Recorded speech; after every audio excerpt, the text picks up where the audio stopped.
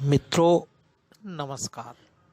आज हम आपके सम्मुख लेकर के आए हैं प्रयागराज के कायस्थों का दर्द, जहां पर कायस्थों ने अपनी उपेक्षा से द्रवित होकर कायस्थ स्वाभिमान संघर्ष का आह्वान किया है, शंखनाद किया है, एक अलख जगाई है। आज उसी कार्यक्रम की झलकियां मैं आपके सम्मुख पेश खिदमत करूंगा। आशा ही नहीं विश्वास है कि आप मेरे साथ अंत तक बने रहेंगे। राजनीति संभावनाओं का विज्ञान है और इस विज्ञान में हमारा समाज बुरी तरह से विफल रहा है, पढ़ा लिखा होने के बावजूद। हमारे समाज को जो स्थान मिलना चाहिए था वो नहीं मिला। हम कभी नहीं सुनते हैं कि यादव समाज, माफ कीजिएगा मैं एक समाज का नाम ले लिया मैंने, जो कि हमारे संचालक ने मना किया है, लेकिन हम ये जरूर कह सकते हैं कि समाज के वो संगठित वर्ग, वो संगठित जो दिखते हैं आपको, जिनकी संख्या 25 लाख होगी और 5 विधायक और 2 मंत्री लेके बैठे हैं, जिनकी 50 लाख होगी वो 7 विधायक और 4 मंत्री लेके बैठे हैं। जब उनका अध्ययन करते हैं तो हम ये पाते हैं कि उत्तर प्रदेश में 2 करोड़ हमारी संख्या और 4 विधायक और 1 मंत्री। तो ये जो एक विषमता आई, इस विषमता का प्रभाव ने डाला हमारे शिक्षा पे, हमारे रोजगार पे, हमारी सामाजिक समस्याओं पे। इस बात को समझना होगा। समाज के उन संगठित वर्गों में हमने कभी नहीं सुना, उनकी मीटिंगें होती हमने कभी नहीं सुना कि उन्होंने दहेज की बात की हो, उन्होंने विवाह की बात की हो, उन्होंने बेरोजगारी की बात की हो, उन्होंने शिक्षा की बात की हो। क्योंकि वो एक चीज जानते हैं कि सबकी एक सफलता है, एक कुंजी है, वो है राजनीतिक शक्ति प्राप्त करना। और जब राजनीतिक शक्ति हम प्राप्त करते हैं तो सारी समस्याओं की या अधिकांश समस्याओं की वो एक चाबी हुआ करती है। बात कही थी कि किसी की भी आलोचना मत करो, अच्छा लगा तो वाह वाह, नहीं अच्छा लगा तो इग्नोर करो। बहुत ही बढ़िया, यही मूल रूप है जिससे हम इस एकता को पा सकते हैं। हम सब कायस्थ परिवार के इस लोहा पार्क के इस प्रांगण में बैठे हुए हैं और पूरा ये कायस्थ परिवार है। जिस प्रकार आप सब लोग आज यहाँ पे तपती धूप में आए हैं, इसी तरीके से अगर सब लोगों ने मिलकर एक संकल्प ले लिया कि अब की बार कायस्थों की स्वाभिमान 2022-2027 में रहेगा, तो यकीन मानिए हम सब कामयाब होंगे। क्या है, अरे पार्टी तो हमको पूछती है, कहीं हमारे आप में कमी है जिसके वजह से हमें ये दिन देखने को मिल रहा है। आज 4 विधायक कम नहीं होते, 1 मंत्री कम नहीं होता, इलाहाबाद में 2-2 सभासद कम नहीं होते, 4-4 प्रदेश में जिला अध्यक्ष कम नहीं होते, यहां संगठन में 2-2 कायस्थ कम नहीं होते। खुद पार्टी दे रही है उत्तर प्रदेश में, यहां भी दे रही है हमारी पार्टी। लेकिन हमें चाहिए अपनी हैसियत से के बराबर जो हमारी आज ताकत है, जो हमारी गिनती है कायस्थ समाज की, हमें वो चाहिए। इसलिए आज हम लोग यहाँ इकट्ठा हुए हैं, एक संघर्ष की बात कर रहे हैं। और ये संघर्ष तभी पूरा होगा जिस तरीके से आज आप लोग ने अपनी संख्या दिखाई है। मैं नमन करूंगा आप लोग को, प्रणाम करूंगा। अगर इसी की तरह की संख्या हम लोग ने आगे भी दिखा दी तो निश्चित रूप से समझ लीजिए कि जो पार्टी में हमारी कम भागीदारी है वो पार्टी बुला के आपको टिकट देगी।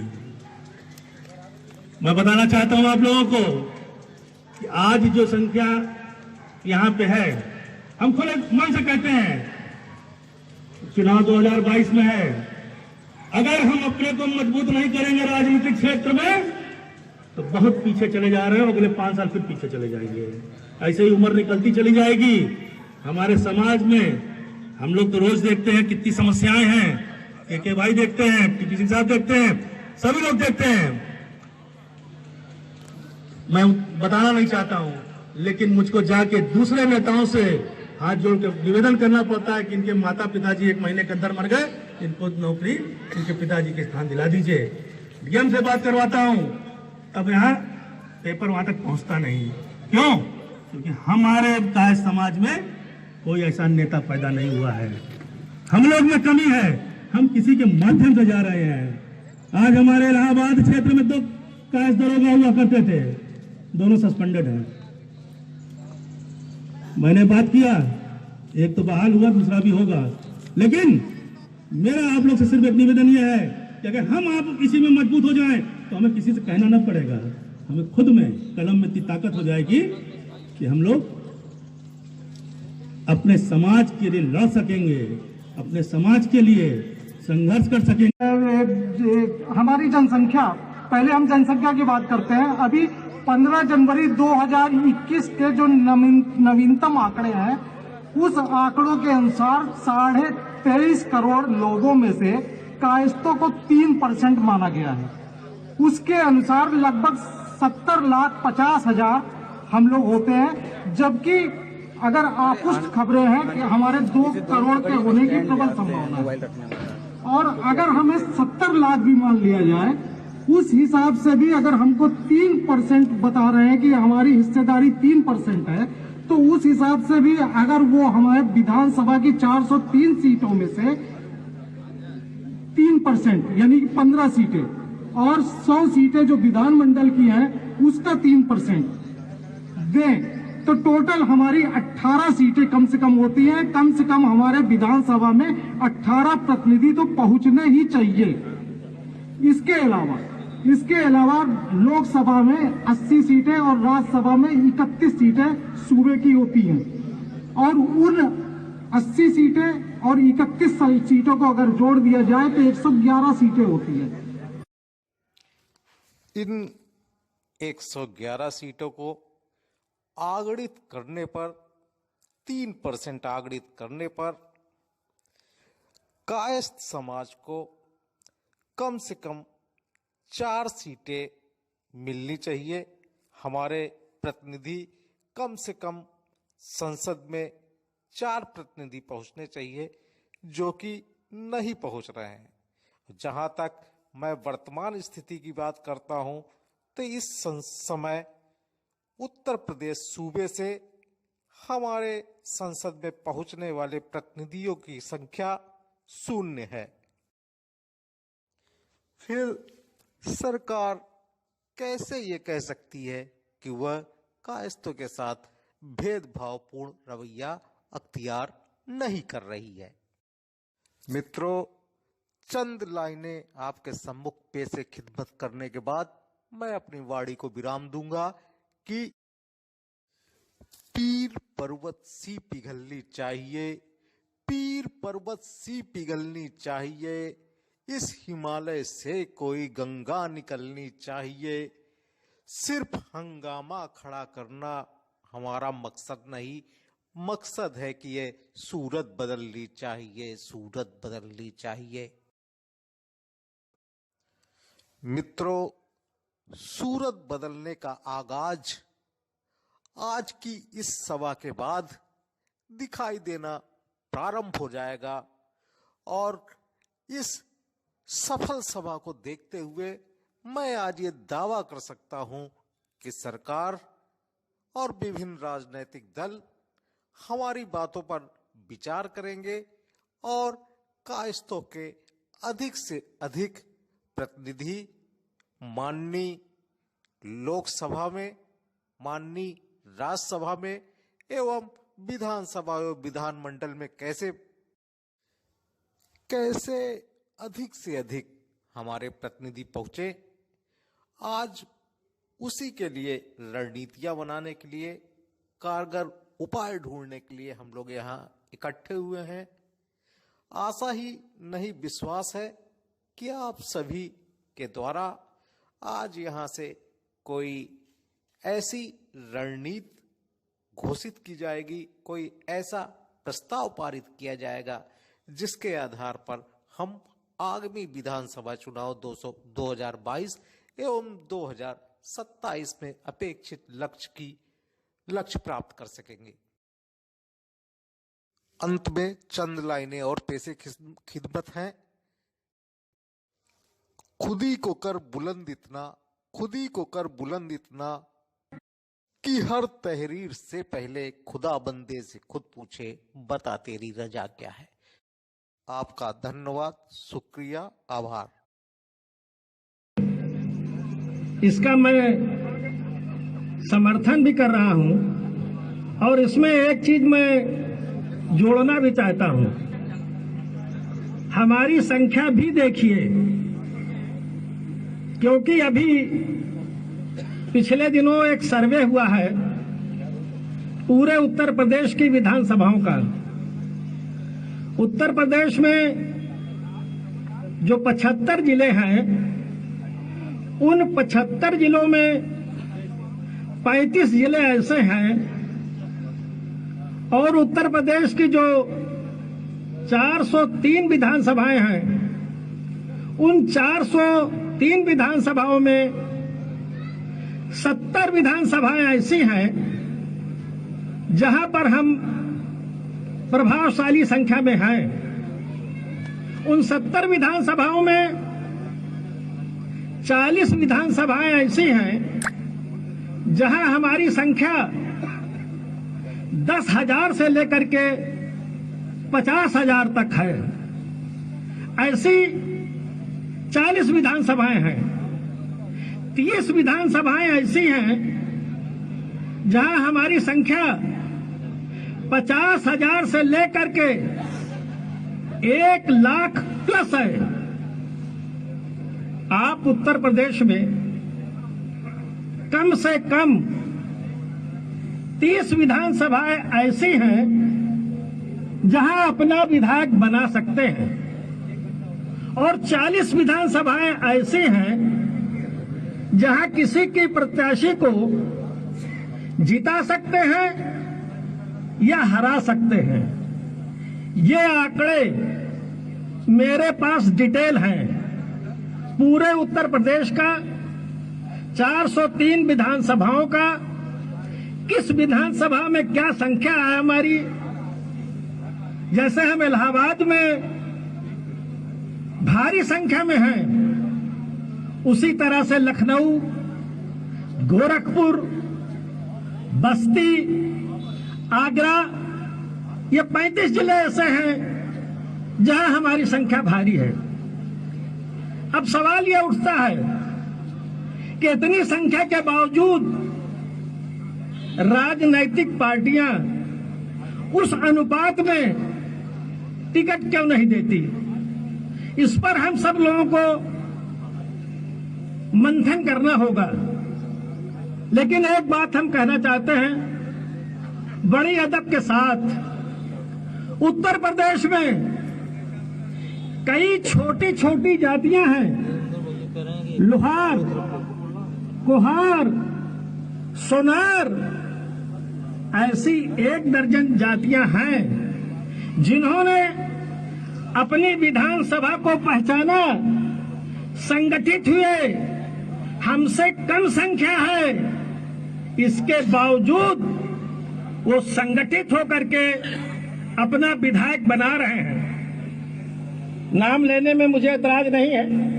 ओम प्रकाश राजभर ने अपनी बिरादरी को संगठित किया, उसके 4 विधायक हैं। निषाद पार्टी ने अपने आप को संगठित किया, उसके विधायक हैं।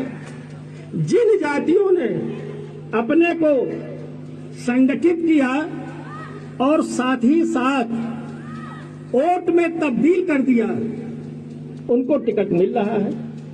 हम इतनी भारी संख्या में हैं, हमें यह सोचना पड़ेगा कि राजनीतिक दल टिकट क्यों नहीं देते। इसके लिए हम सभी लोगों को वोट बैंक बनना पड़ेगा और वोट बैंक बनने के लिए अगर शहर उत्तरी में हमारी संख्या 60, 70, 80 हजार है तो कायस्थ समाज के लोगों 80% आप लोग जिस दिन पोल कर दीजिएगा और ये पता चल जाएगा कि कायस्थ समाज ने 80% पोल किया है, कोई जीतेगा कोई हारेगा और आपकी पहचान राजनीतिक पार्टियों में बन जाएगी। इसलिए मैं कहना चाहता हूं कि कायस्थ समाज को वोट बैंक बनना पड़ेगा। चित्रगुप्त समाज की विलुप्त होती प्रतिभा, शोषण आदि अनेकों ज्वलंत प्रश्न हैं हमारे बीच में, जिसका समाधान होना नितांत आवश्यक है।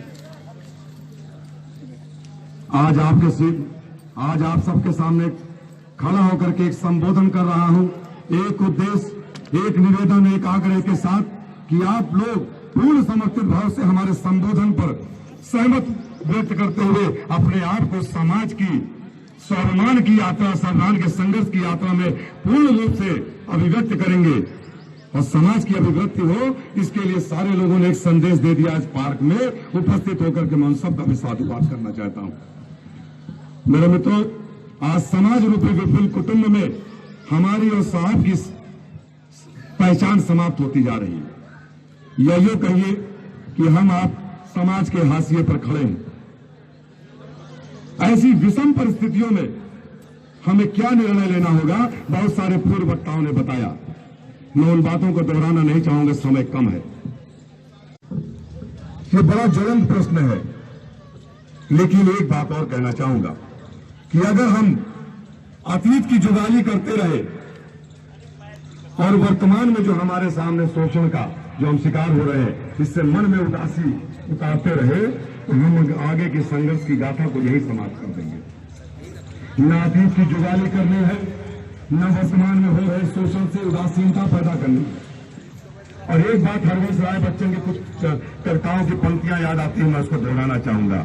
जो बीत गई सो बात गई, जीवन में एक सितारा था, मानो वो बेहद प्यारा था, वो डूब गया तो डूब गया। अंबर के आंगन में देखो किसके इतने तारे टूटे, किसने उसके प्यारे टूटे, जो टूट गए कहां मिले। पर बोलो टूटे तारे पर कब अंबर शोक मनाता है, जो बीत गई सो बात गई। आज वर्तमान की बात करनी है।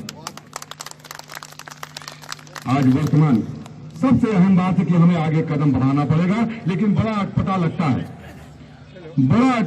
है, लेकिन सत्य भी है कि हमने अपने समाज के बढ़ते हुए कदम को, अपनी सार्थक कोशिशों को खुद ही विराम दिया है। हम अपने से ऊपर अपने बिरादरी के किसी भी व्यक्ति को बर्दाश्त नहीं कर पाते। ये सबसे बड़ा दुर्भाग्य का विषय है। जब भी हमारे समाज का आदमी कोई भी हमारे आगे आकर के नेतृत्व की क्षमता पैदा करने की कोशिश करता है, हम सर्वप्रथम उसको ही रोकने का प्रयास करते हैं। और खुद का कदम रोकने के प्रयास को अन्य समाज की बिरादरियों ने बखूबी पहचाना है, और उसको पहचानने के बाद अन्य बिरादरियां हमारा उपहास उड़ाती हैं, और बढ़ते हुए कदम को जो हम खुद रोकते हैं, तो अन्य बिरादरियां क्यों नहीं रोकेंगी। इस बात पर चिंतन और मनन करने की आवश्यकता है। लेकिन मैं बताऊंगा, एक बात कहना चाहता हूं मेरे मित्रों, इतना अच्छा आगाज हुआ इस चित्रगुप्त पार्क में, इसका नामकरण मैंने बदल दिया आज ही बैठे बैठे। इस चित्रगुप्त पार्क में जितना अच्छा हुआ, तो मुझे वो याद आ गया कि अगर बात करनी है तो 1970 की संपूर्ण क्रांति की बात करिए। एक नायक कायस्थ कुल से पैदा हुआ था, जिसने संपूर्ण क्रांति का नारा दिया था ऐतिहासिक पार्क गांधी मैदान पटना में, और न जाने कितने नेता पैदा कर दिए थे। और 1970 में इंदिरा गांधी की सरकार को उखाड़ फेंका था। ऐसे नायक का नाम लोकनायक जयप्रकाश था, जिसकी देन है कि आज शरद यादव, रामविलास पासवान, ऐसे न जाने लालू यादव, कितने ऐसे नेता जो 70 के दशक में पैदा हुए, कायस्थ की सोच की उत्पत्ति थी। आज आगाज हुआ है इस कायस्थ पार्क से, और मैं वादा करता हूं ये लौ बुझेगी नहीं, और आप बुझने भी मत दीजिएगा। ये आगाज जो इस पार्क से हुआ है, आप देखिए कितने क्रांतिवीर पैदा होंगे इस समाज में। एक टहनी एक दिन पतवार बनती है, एक चिंगारी दहल अंगार बनती है। जो सदा रौंदी गई मिट्टी समझकर, वही मिट्टी एक दिन मीनार बनती है। आज कायस्थ समाज को जो रौंद रहे हैं, उनको मैं बताना चाहता हूं आप सबके माध्यम से, आपकी आवाज बन करके, कि वो इस गलती पे ना रहें। हमने करवट लिया है और ये संदेश दिया है यहां। और आज संघर्ष की लड़ाई जिस आगाज जिसका आज पार्क में हुआ है, उसको रुकने नहीं देना है। इस वादा, इस संकल्प के साथ हम सब जाएंगे यहां से कि हम और आप इस कड़ी को टूटने नहीं देंगे। और बहुत सारे संघर्षों की बात करते हुए मैंने एक बात, हमारे दीपक जी ने शायद एक शेर सुनाया था, लेकिन क्योंकि उन्होंने लाइन छोड़ दिया था तो उसको भी मैं जरूर सुना चाहूंगा अपने।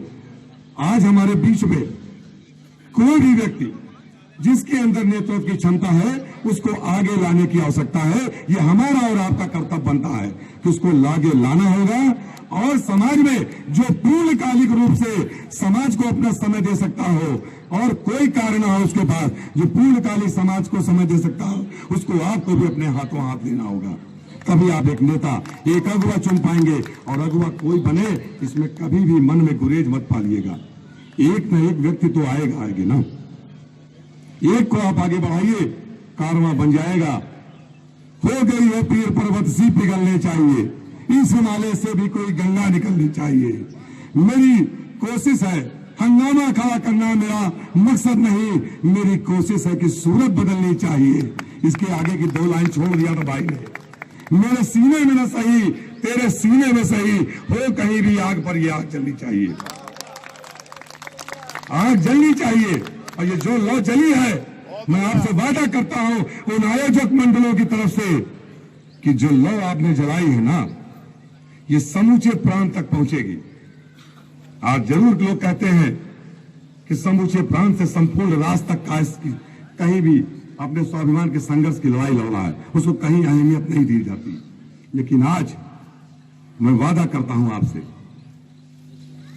कि आज जो इबादत आप लोगों ने लिखी है, आप देखिए कितने जिलों में इसकी लौ पहुंचेगी और कायस्थ एकजुटता का प्रमाण अन्य राजनीतिक दल के लोग भी मिसाल दिया करेंगे।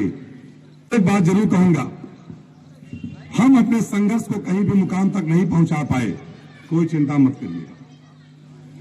हमारे बड़े भाई ने कहा बहुत अनुभवी है, मैं हमेशा ला लेता हूं। सब लोग बैठे हैं जिनका मैं हमेशा आशीर्वाद रहा है, पार्टी छोड़ करके उस लाभ दिया है। बड़े भाई ने कहा कि श्रीवास्तव जी ने भी कहा कि उनको अनुभव हम लोगों से ज्यादा है, सच बात है।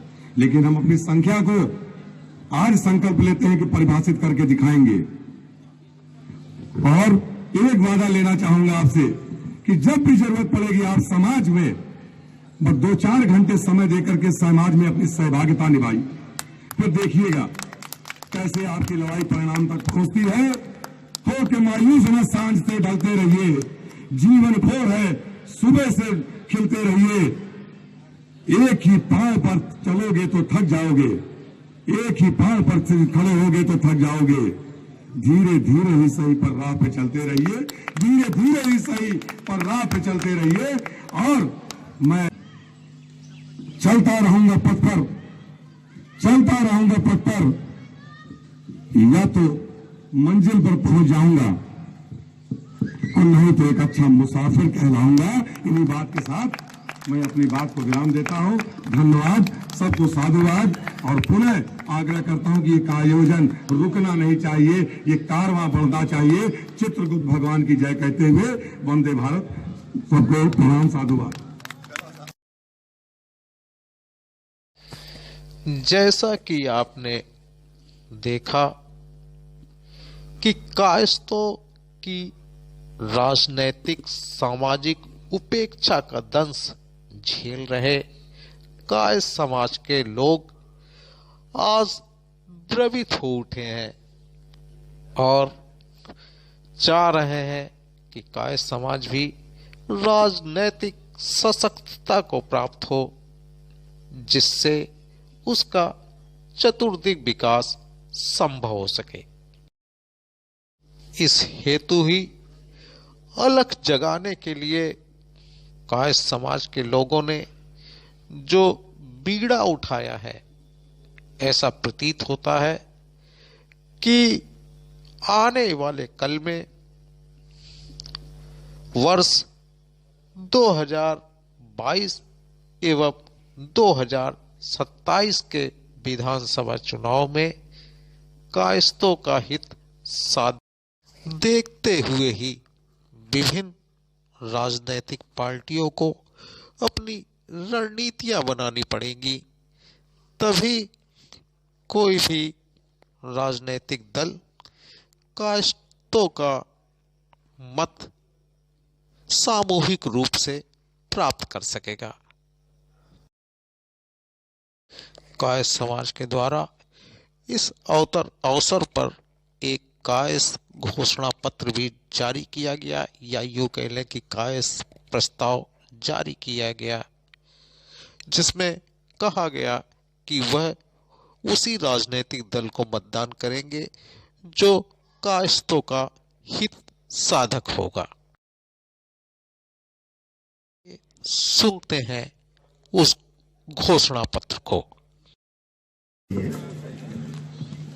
यह प्रस्ताव से पहले हम भारतीय संविधान की उद्देशिका का वाचन करना होगा, जिसमें कहा गया है कि हम भारत के लोग भारत को एक संपूर्ण प्रभुत्व संपन्न, समाजवादी, पंथ निरपेक्ष, लोकतांत्रिक गणराज्य बनाने के लिए तथा उसके समस्त नागरिकों को सामाजिक, आर्थिक और राजनीतिक न्याय, विचार, अभिव्यक्ति, विश्वास, धर्म और उपासना की स्वतंत्रता, प्रतिष्ठा और अवसर की समता प्राप्त करने के लिए तथा उन सब में व्यक्ति की गरिमा और राष्ट्र की एकता और अखंडता सुनिश्चित करने वाली बद्धता बढ़ाने के लिए दृढ़ संकल्प होकर अपनी संविधान सभा में आज तारीख 26 नवंबर 1949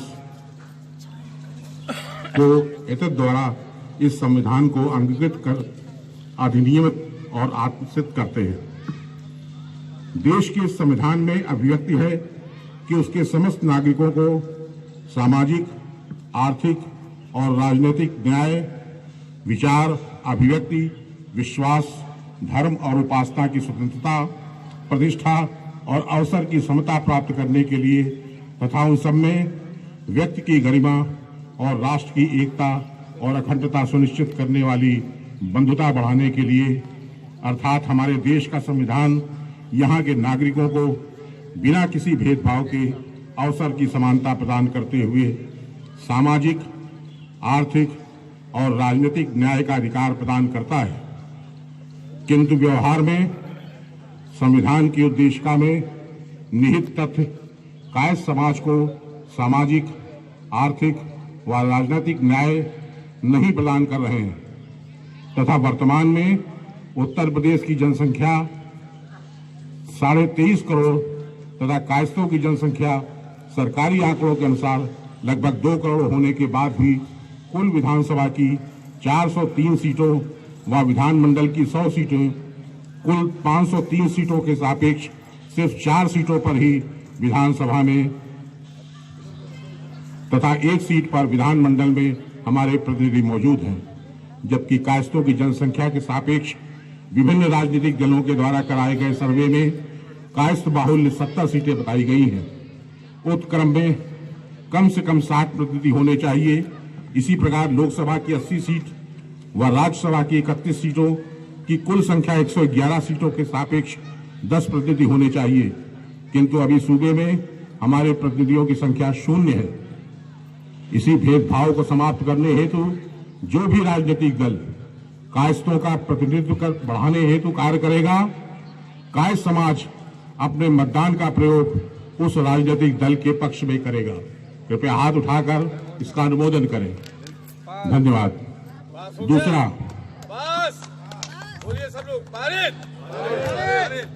दूसरा, कायस्थ समाज इस संकल्प को भी दोहराता है कि वह अपने समाज के प्रत्याशियों के पक्ष में सामूहिक मतदान करेगा। तीसरा, राजनीतिक दलों के द्वारा कायस्थ प्रत्याशियों को पर्याप्त सम्मान न देने पर कायस्थ समाज अपने प्रत्याशियों को उतारने के लिए कृत संकल्प रहेगा।